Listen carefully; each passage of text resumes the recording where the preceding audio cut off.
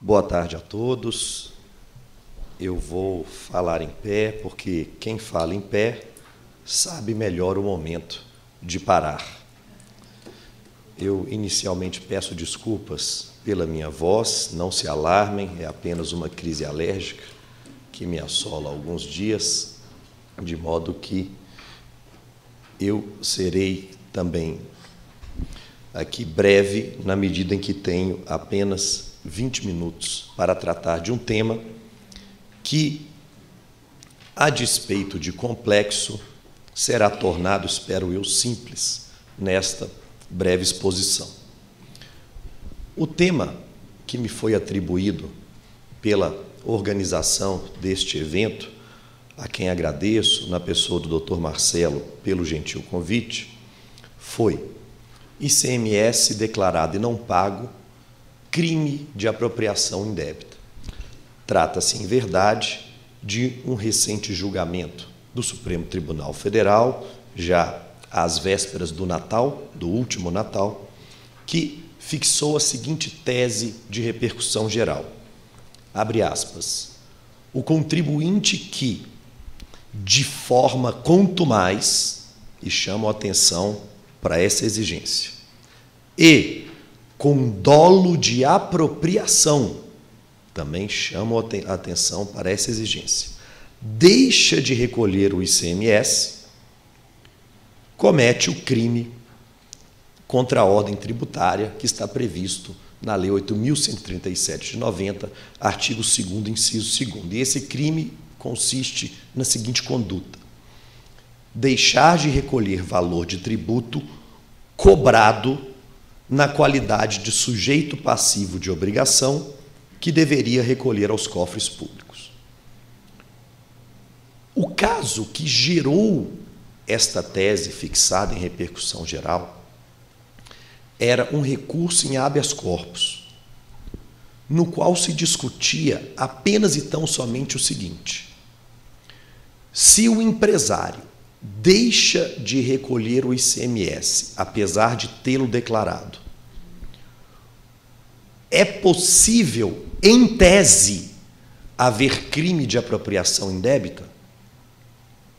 Na primeira instância, o magistrado havia dito que não era possível, porque, para haver crime de apropriação indébita de tributo, que é esse crime aqui mencionado, deve haver alguma forma de apropriação daquilo que não é seu. Seria o caso, por exemplo, da contribuição previdenciária que o empregador desconta do salário do empregado e não recolhe aos cofres públicos.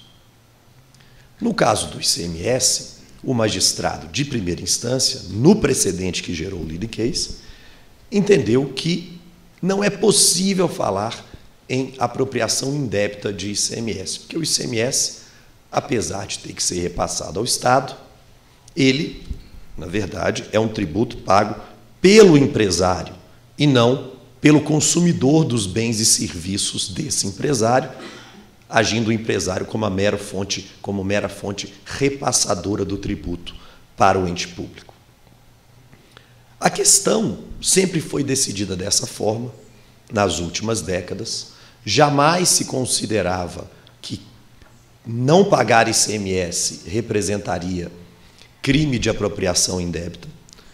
Só que esta situação foi modificada por uma decisão do Supremo Tribunal Federal que beneficiou os contribuintes ao dispor que o ICMS não se inclui na base de cálculo do PIS e da COFINS.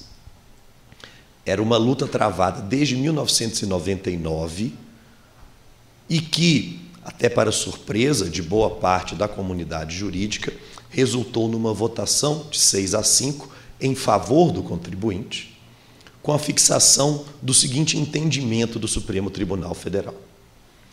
O PIS e a COFINS, que são contribuições sobre receita, incidem sobre receitas de vendas de mercadoria e de prestações de serviço. O ICMS que o empresário recebe ao vender a mercadoria ou ao prestar o serviço de comunicação, não é receita dele, empresário. O ICMS, na verdade, é um valor que o empresário arrecada em nome próprio do consumidor final e repassa para o Estado. Quando essa tese foi fixada, vários contribuintes celebraram, porque teriam um indébito de PIS e COFINS a compensar das últimas décadas, mas surgiu desde já o questionamento.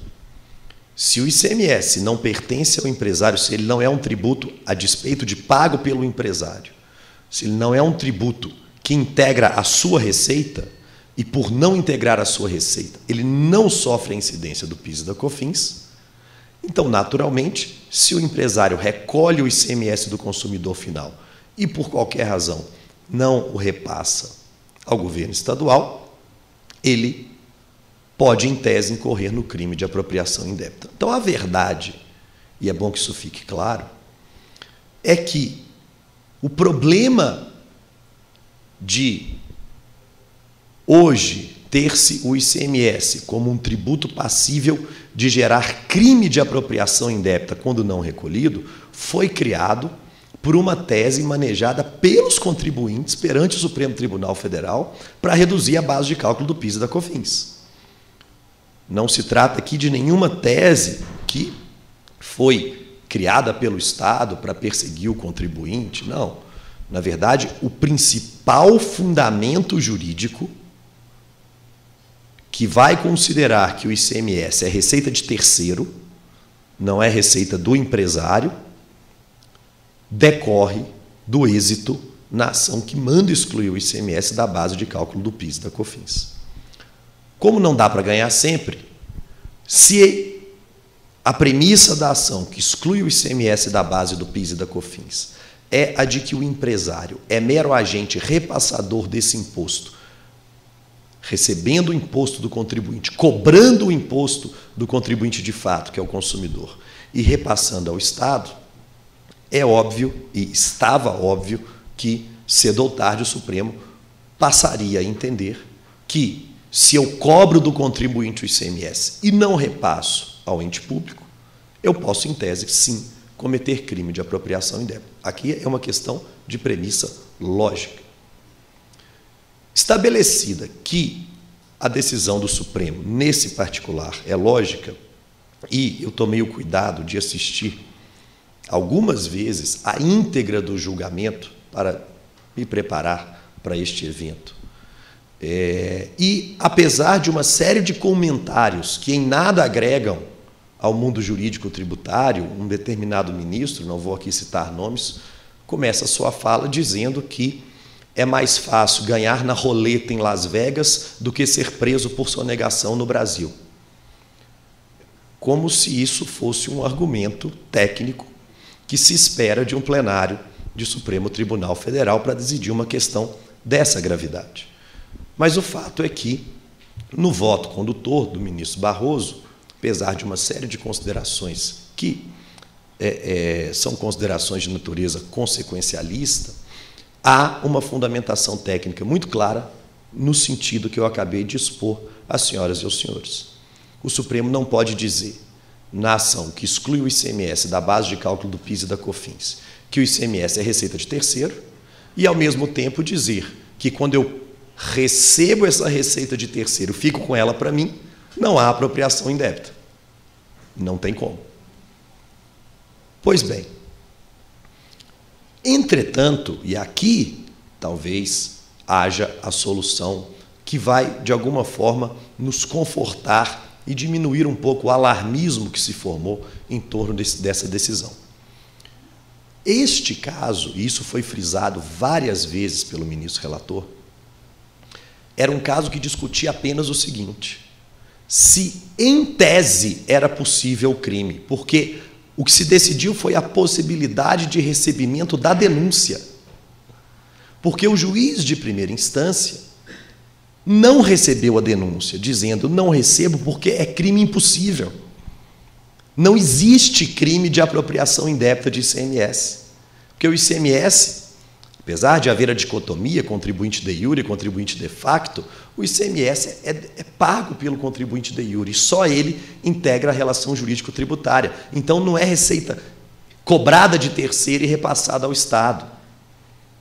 Só que essa tese, novamente, caiu por terra com a decisão que mandou excluir o ICMS da base de cálculo do PIS e da COFINS. Então, em tese, e isso foi frisado várias vezes pelo ministro relator, que neste caso tem um voto que é bastante técnico, em tese é possível haver crime de apropriação indébita. Mas o que foi dito inúmeras vezes foi o seguinte: para haver crime é preciso que o juiz natural da causa apure. Portanto, uma vez recebida essa denúncia, e foi frisado, inclusive, que os pacientes do habeas corpus, os réus, sequer estavam presos, estavam em liberdade, aguardando o julgamento.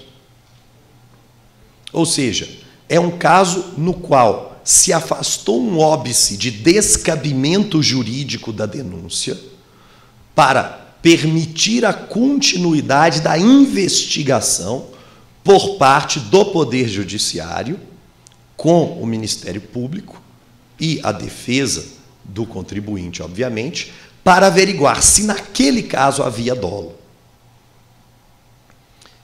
E por várias vezes foi dito o seguinte, que o crime de apropriação indébita busca punir do ICMS não é aquele contribuinte que, por dificuldades financeiras, deixa de pagar o imposto. O que esse crime busca punir é o devedor contumaz. E já existem leis no Brasil, no âmbito estadual, definindo o que é o devedor contumaz. É aquele que declara o imposto e não paga. Fica 6 meses sem pagar, 12 meses sem pagar, mas declara por quê? Exatamente para fugir do crime. Porque até então, se eu não declarasse, eu sonegava. Se eu não vou pagar mesmo, é melhor declarar para não ter o crime. Só que a partir do momento que eu começo a declarar para evitar o crime de sonegação e não pagar, ora, eu estou, de alguma forma, fraudando a lei penal. Eu estou atingindo o mesmo objetivo por outros meios igualmente ilegítimos. Portanto, o que a Suprema Corte decidiu, neste caso, por uma questão de coerência com a decisão que disse que o ICMS não é receita do empresário, mas sim receita do Estado, e o empresário apenas cobra do consumidor essa receita e repassa esse valor ao Estado, portanto, é receita de terceiro?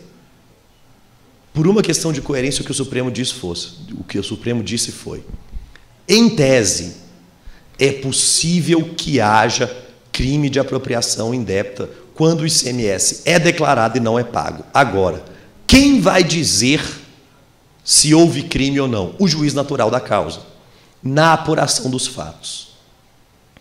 E aqui eu trago algumas falas do tribunal que esclarecem muito bem para onde o tribunal estava mirando quando prolatou essa decisão.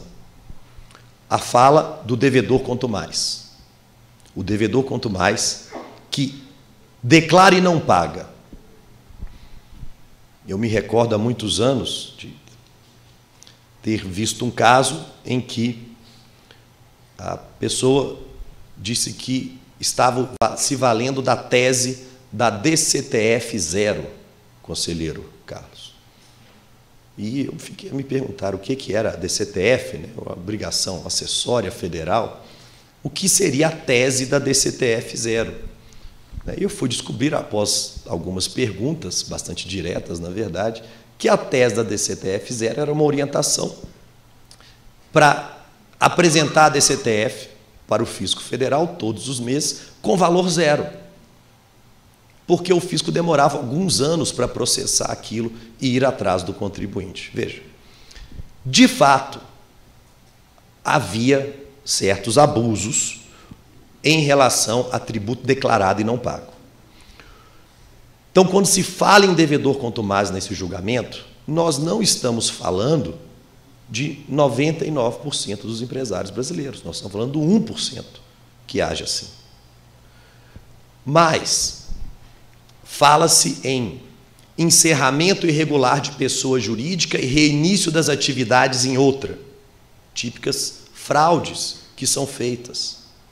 Fala-se, Paulo Iran, em empresas que vendem abaixo do preço de aquisição, em que pese a priori isso não ser um indicativo de fraude, se o modo negocial da empresa é comprar por 10 e vender por 7, a não ser que a empresa tenha alguma outra explicação para isso, que pode existir. Na época da inflação, isso era muito comum. Vários contribuintes foram autuados por vender abaixo do preço de aquisição, mas porque era melhor comprar por 10 e vender por 7 no dia seguinte e aplicar o dinheiro no mercado financeiro para daí a 30 dias pagar o fornecedor, porque aí os 7 viravam 11. Mas, caso de devedor contumaz, uso de pessoas jurídicas encerradas irregularmente, encerra PJ, abre a nova, uso de laranjas, todos esses exemplos foram trazidos pelo Supremo Tribunal Federal neste julgamento para dizer, com todas as letras, o seguinte: não é simplesmente deixar de pagar ICMS declarado. Na verdade, é agir dolosamente, com intuito sonegatório, de forma contumaz, para não pagar o imposto. E se essas premissas, que estão muito claras no julgamento, o acórdão ainda não foi publicado, mas se refletir as falas dos ministros, deixará isso com uma clareza hialina. E na própria tese de repercussão geral, em que está dito que o contribuinte que de forma contumaz e com dolo de apropriação deixa de recolher o ICMS cobrado incorre no crime, se todas essas premissas fixadas pela Suprema Corte forem observadas, o que se ganhará é melhoria do ambiente de negócio, na medida em que haverá maiores instrumentos para que o Ministério Público possa agir contra empresas que concorrem deslealmente sem pagar tributos. Um dos ministros trouxe, inclusive, o exemplo de uma distribuidora de petróleo que, em poucas semanas, se tornou a maior distribuidora de petróleo de um determinado estado da federação, porque tinha um segredo, que eu não preciso dizer às senhoras e aos senhores qual é. Era só não pagar tributo.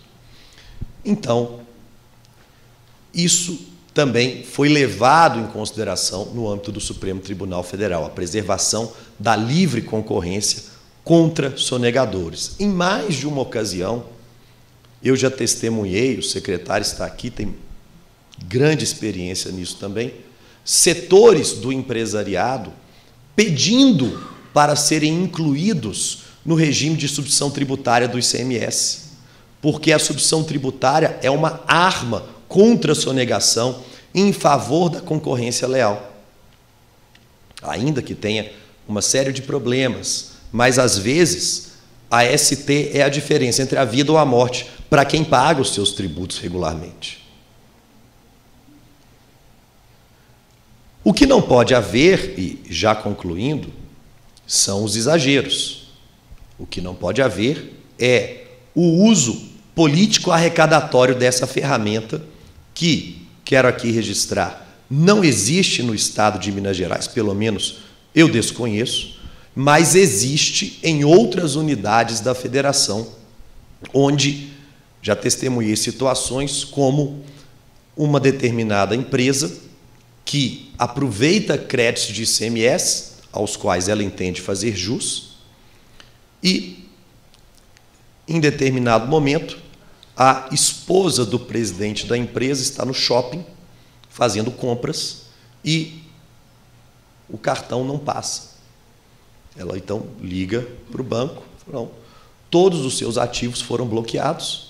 Por quê? Porque houve uma cautelar de arresto do patrimônio pessoal do presidente daquela sociedade anônima em face de uma dívida tributária de apropriação de créditos de ICMS que estava em execução fiscal garantida por fiança do Bradesco. Eu não preciso dizer que essa dívida foi paga em 24 horas. Eram 70 milhões de reais. Então, a grande preocupação, e vivemos momentos de crise, e esse talvez me parece o maior risco dessa decisão do Supremo Tribunal Federal, porque ela em si me parece irretocável. Ela é lógica do ponto de vista do sistema jurídico, ela é lógica do ponto de vista dos seus fundamentos e ela visa a preservação dos princípios constitucionais da livre concorrência e a preservação da efetividade do direito penal, que se não for efetivo, não serve para nada. O problema é, se amanhã começar a haver um oferecimento de denúncias em todo e qualquer caso de não recolhimento de ICMS declarado, ou seja, se houver abuso por parte dos entes federados no uso inapropriado dessa decisão, aí sim nós podemos, em vez de ter uma melhoria no ambiente de negócios, uma piora no momento em que nenhum de nós, menos ainda os entes federados, podem tolerar essa piora. Vale o velho ditado popular de que a diferença entre o veneno e o remédio é a dose, de modo que é preciso acertar a mão, aplicando com parcimônia, com inteligência e com efetividade a decisão do Supremo Tribunal Federal dentro dos limites em que ela foi posta pelo Supremo, sem lançar o dardo além da meta. Porque quando se lança o dardo além da meta, me vem à mente sempre a fala do nosso mestre, professor Sacha Calmon, segundo quem, na luta entre o mar e o rochedo, quem sofre são os mariscos. E nós somos os mariscos dessa sociedade, enquanto o mar de um lado e o rochedo do outro lutam por receitas que são necessárias para a manutenção da convivência social de todos nós. Com isso eu encerro, agradeço novamente ao gentil convite e fico à disposição dos senhores. Muito obrigado.